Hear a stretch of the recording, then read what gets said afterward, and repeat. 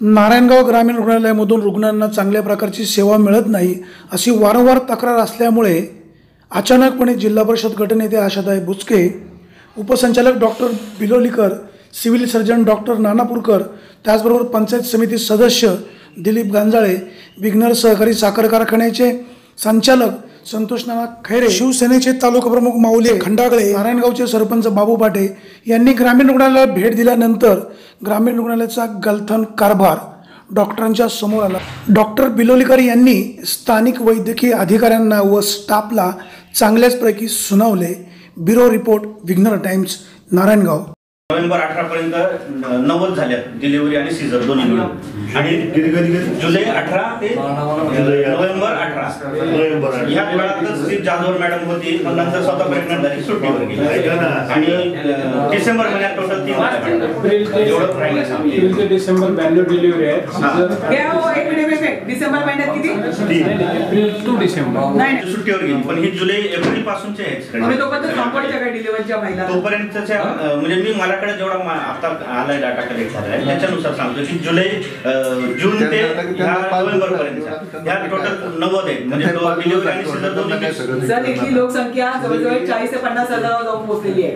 अशा लोकसंख्येच्या इथे असणार नुसतं एक नारायणगाव वारुवाडी सोडून जर तुम्ही काउंट करा, एप्रिल असेल ना, ते एप्रिल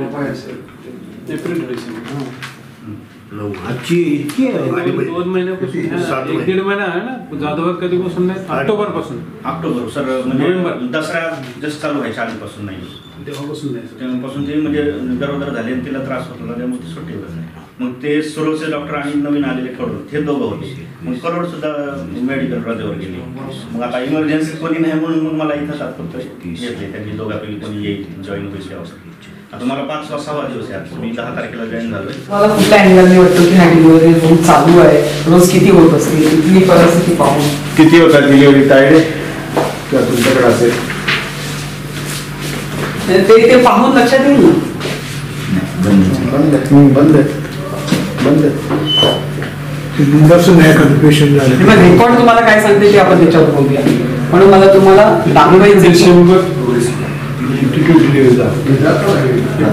रिसेंटली जानेवारी मधलं 1 जानेवारी पासून आज मंथली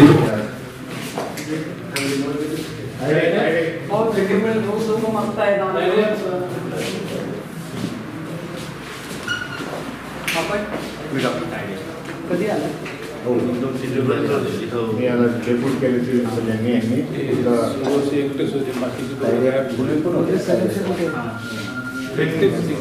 मीटिंग होती ना,